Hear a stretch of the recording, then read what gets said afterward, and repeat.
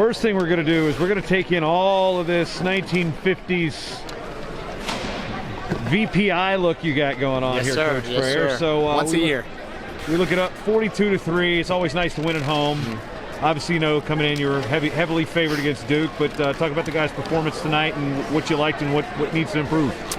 I think we came out and our effort was strong. You know, obviously, I think Duke was a little overmatched, but in the two big matches, obviously the Fine Silvers, they come to battle every day, and our two guys, Bryce, had a great week. He had a great week with his body, coming off of a little bit of a sickness, and for him to have the week he had and come in and on fire on all cylinders, special for me. I work with him pretty closely, and to see him do what he's capable of doing was exciting. And then Mackay, you know, Fine Silver is at 74 is one of the best in the country, and for Mackay to go in there and go toe-to-toe and wrestle hard for 7 minutes and get that takedown to seal at the end, super impressive. He's on track.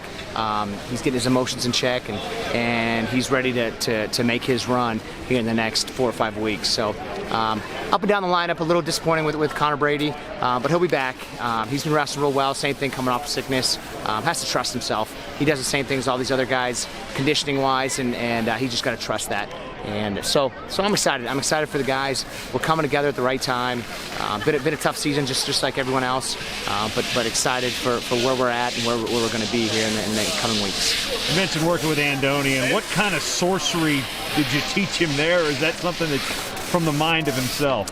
Man, he just goes out there and lets it fly, whether it's his offense or creating offense from his defense, and that's what happens. If he wrestles hard, he finds himself in great positions, and he's one of the best in the country at capitalizing on those positions, and he's done a much better job this year when he gets down his back and pinning him.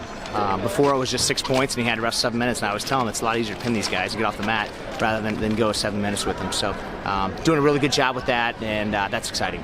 How dangerous is he? I mean, you've had a very funky, unorthodox wrestling style in your career, and you know what it's like to wrestle that style. You know what it's like to wrestle against that style.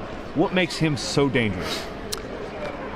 He's just like a cat. He finds a way to land on his feet, and like you said, you know, I've wrestled with some dangerous guys, and I feel like I'm pretty dangerous when I was competing, and he's by far the most dangerous guy I've ever wrestled with or been around, and he enjoys the sport. He really is a student of it, and picks myself and James Green and some of the guys to really pick their brains and find better ways to improve himself, and he loves it. It's a game for him, and for him, that's the way it has to be, because if it gets to a grind, he just makes it too hard on himself, and it being a game for him, that's where he's going to find the most success. A couple weeks left in the regular season, finishing out with these Friday night duels.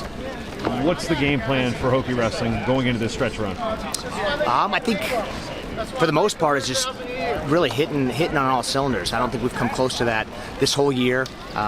You know, with delays and you know, holds on the program and having guys out of practice and out of competition. So being able to compete on a regular basis with a full squad, all 10 of us going on all cylinders, that's what we're looking for. We're looking for you know, consistency. Consistency is huge, and I was just talking about that with Bryce.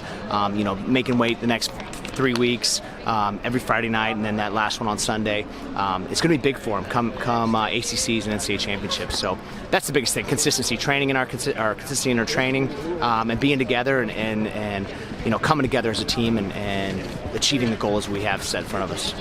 Lastly, Dakota Howard's kind of becoming a fast fan favorite with the embracing the junkyard dog moniker with the barks, the music. You know, what's it like to watch his progression?